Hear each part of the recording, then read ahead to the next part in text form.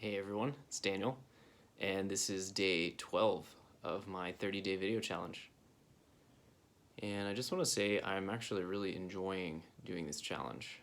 There's been a couple days when I've kind of waited till the last minute to do the video, waited till really late in the evening, and before I did the video I was like, maybe a little frustrated or kind of exasperated, like I didn't want to do it, but then after I do it I always get this energy of, kind of feeling that I've accomplished something, and especially feeling that I've accomplished sticking with uh, the agreement that I made with myself at the beginning of this challenge. So overall, it's been a very positive experience, and I really am getting a lot of fulfillment out of making this into a daily habit.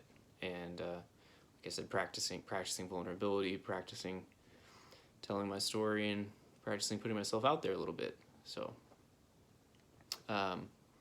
anyways, today what I'm going to talk about is something related to a video I made a couple days ago about this. I think the video is called "Never Quite Good Enough," and so I've been thinking about this idea about this concept in personal growth where you push yourself harder, and then at a certain point you have to take you have to take your foot off the gas pedal, and you have to kind of use your momentum and use the energy that you've accumulated to keep growing without kind of like forcing yourself, without disciplining yourself, without punishing yourself. Because if growth comes from a place where we don't like ourselves, where we're trying to push ourselves because we don't like something about ourselves, then that's, ultimately it's kind of it's an act of violence, and it's going to create more suffering. So we might get what we want in the short term. We might lose that extra pound, but we'll pay for it later with in mental agony, right? Because we pushed ourselves to do something that was perhaps out of alignment. So I've been thinking about this. These two levels of growth, where the first level where you're pushing yourself, you're accomplishing things, you're kind of grinding. It's like using sandpaper, and you're kind of polishing that surface, polishing that mirror, trying to get things working smoothly. And then at the next kind of stage, or the second level of growth, the 2.0 level of growth, is actually more about acceptance. It's actually more about just equanimity with however things are, and it's easier to accomplish that second flavor of growth, that acceptance, if you have put in the time and effort and kind of proven to yourself cognitively that you can accomplish the things that you want. So it's not kind of a fake acceptance. It's not pretending things are okay that aren't okay, but it's actually just getting to a place where you know in your heart that things are okay, and you know that you're good, that you are exactly who you're supposed to be. So I wanted to talk about, I did a really long meditation a couple days ago. I don't normally meditate for this long, but I did about an hour and a half session. And kind of as I was setting my intention for this meditation, my intention was to kind of zoom in on this part of my mind, this thought pattern, this narrative about kind of pushing myself, which is a subtle form of not feeling good enough. So what I was, kind of my intention for the meditation was basically to investigate this and see if I could catch myself in the act. And it's a little easier said than done, and I wasn't necessarily expecting to succeed, but I did have a success, and I'm going to tell you about how that played out in the meditation, and then what happened as a result of that. So so the meditation started. I was doing kind of like some concentration, what's called in Buddhism like a shamatha, calm staying or calm abiding, which you could roughly translate as concentration. So it's like that kind of meditation where you're focusing on a single thing. It's focusing on the breathing. And so I was focusing on the breathing. I had set my intention, so I kind of had this little talk with myself that I wanted to identify the part of my mind that was pushing in a kind of a violent, a subtly violent or a punishing way. Acting from that place of you're not good enough, so you need to improve. You need to do some work. My intention was to recognize that and start to release it. And I started doing some breathing practice, kind of just getting my mind in the zone, which can be tremendously helpful, by the way. If you need to solve a really hard problem, you should spend like 5 or 10 minutes like doing a little meditation and not thinking about anything at all. Actually just work on developing that mental muscle of the ability to focus. And the Buddhists call it calm staying for a reason, because it's a little more nuanced than the word concentration might imply. It's very much tied up with relaxing the body, and when you relax the body, you also start relaxing that mental muscle, and we can kind of feel that, that kind of clenching behind the eyes when we're trying to solve a really hard problem.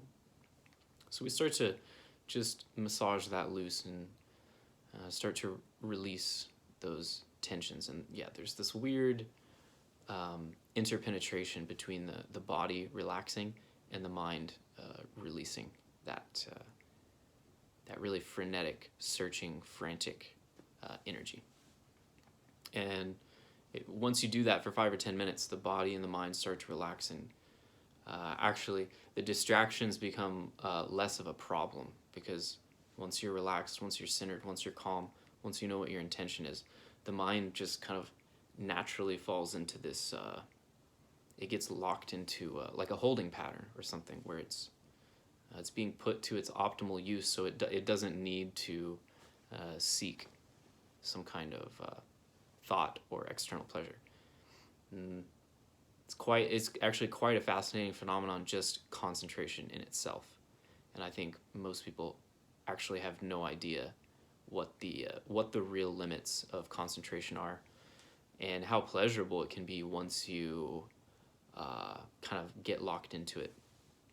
A lot of the preparation for that can be rather frustrating, and it actually, going back to what I was saying earlier, it actually does come from that place of kind of aggressive or violent pushing or punishing, because typically in the first stages of meditation, we're always thinking like, wow, I'm so distracted, my life is a wreck, so I need to engage in this activity to improve myself. So, right, we're back here, where in a subtle way, I need to improve myself is saying I'm not good enough right now. So you can start to see how this cognitive loop gets started. And as I started meditating, this the subtlest form of this I'm not good enough story starts to come up, because that's how I practiced meditation for the first several years. I was pushing myself. I was trying to change my mind. I was trying to change myself. So this stuff starts to come up. But the cool thing was I've done enough meditation. I was able to kind of dip into that concentrated state relatively quickly. And then once you're there, once you're rather concentrated, as long as there's not like an explosion or something, or some crazy catastrophe happens like right near you, it's pretty easy to stay locked into that, even with minor distractions, because the mind is so fulfilled, right? So it's not just concentrated. It's actually, when you do it just right, it's also kind of pleasant. It's kind of happy, and the mind actually likes to be there. So my mind kind of like got locked into that little focal zone, that flow state. And then what happened was, I guess, maybe first I should say, in this sense, I'm kind of a Jungian, but the Buddhists have this view too, is that the mind is not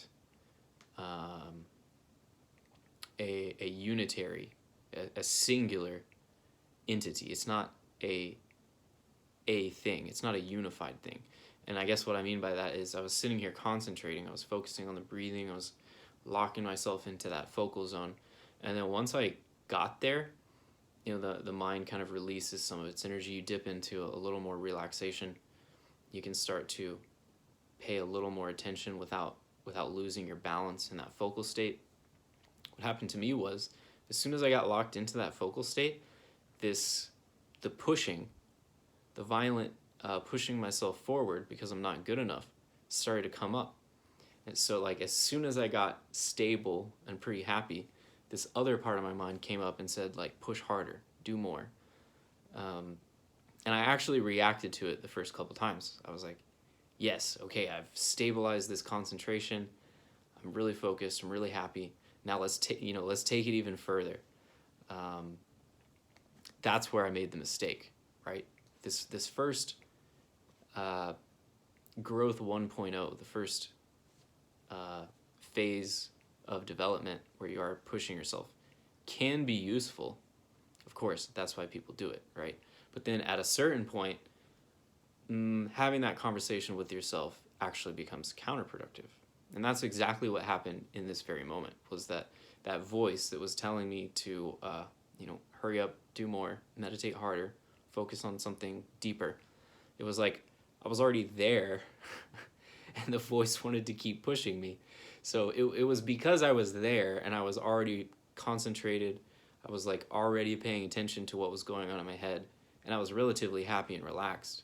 It was like the perfect storm for me to notice that this thing that wanted to keep pushing me was actually counterproductive.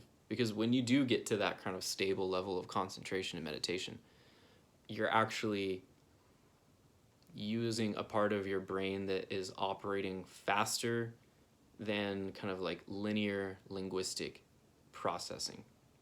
So what happened was the part of my brain that wanted me to push and go harder started to activate a narrative. It started to activate this story. So what happened was, like, I started to kind of have a little mini conversation with myself where this voice was like, okay, you've stabilized this, now let's go deeper. Let's go, let's do more.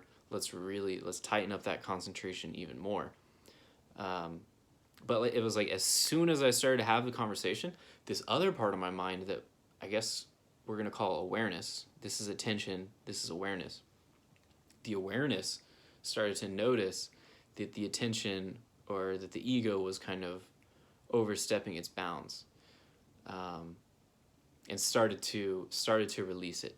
So this was super interesting, and I hope I'm describing this in a way that makes sense, because it was like basically for the rest of the meditation, like for the next hour, I just watched myself. I kind of kept that calm focal state where I was like kind of breathing, but also kind of watching these two parts of my mind kind of fight each other, essentially. The awareness wasn't fighting, it was just noticing. But now, right, like the ego was always wanting to push. But it was so interesting because every time I noticed that, I would relax. The awareness just automatically kind of wants to stop doing that activity. So every time you notice, you just have like this little moment of dissociation and kind of a relaxation away from grabbing onto that thought or story. And then it would just keep coming up. It would just keep coming up. It would just keep coming up. It would just keep coming up. And it just kept coming up for the whole hour. And my insight was that even if we're cognitively aware of the trap that we're in, if we're listening to this part of our mind that is thinking linear and linguistically, then we've already kind of missed the boat. I just noticed, because there was this deeper part of my awareness that started to notice, like, as soon as the narrative started up, it was like it caught it like within the first 100 milliseconds. Like, it was so much faster. Like, by the time I got to I would have gotten to the end of the thought,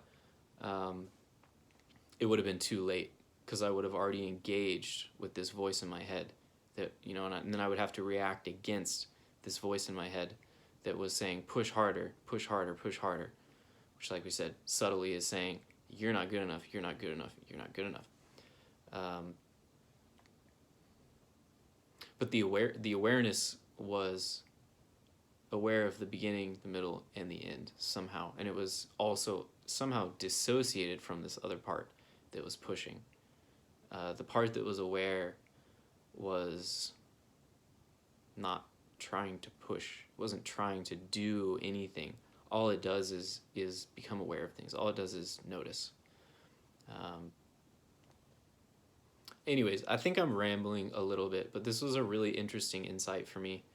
And yeah, so the gist of it was you have to find a way. Maybe it's not meditation, but you have to find a way to get yourself into that really focused flow state of awareness so that you actually have the capacity to catch this thought before it takes off.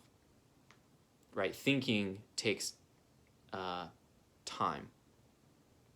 In fact, we know, like, in order to think through a thought, it could take up to like an entire second. So if you're using your rationality to respond to your experience, there's like an up to a 1 second delay. But if you're just using your awareness, it's so much faster. It's kind of like people who learn, like professional athletes. This would be a good example. They've trained their body to react to that ball that's flying at like 120 miles an hour. You know, if you had to think through where to put your hand to catch the ball, and you had to think through that every time with your linear processing, you know, the ball is moving so fast that it would be way behind you by the time you decided to move your hand up.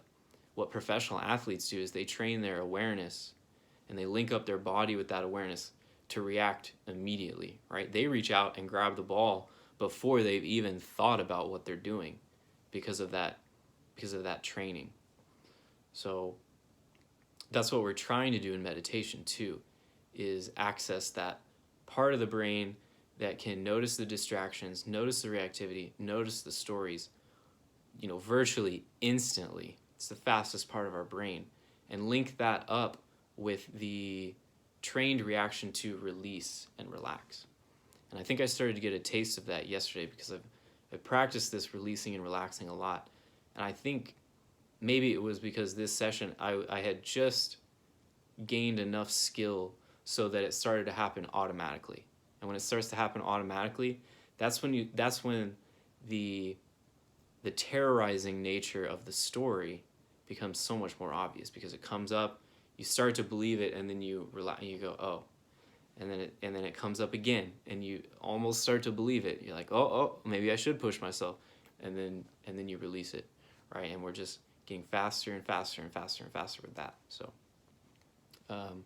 to me, this is absolutely profound, and I'm gonna think more about it. I'm probably gonna do a long meditation tonight and see if I can get back to that place where I'm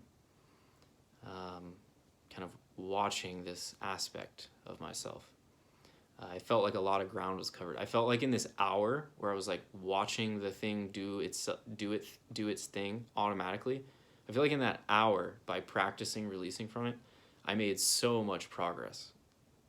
Like the couple days after that, I noticed myself almost trying to repeat that when I wasn't meditating. So instead of engaging with that negative thought pattern and then later realizing it and then having to counteract it with another story and be like, no, why are you saying that to yourself? You're a good person, blah, blah, blah, blah, blah.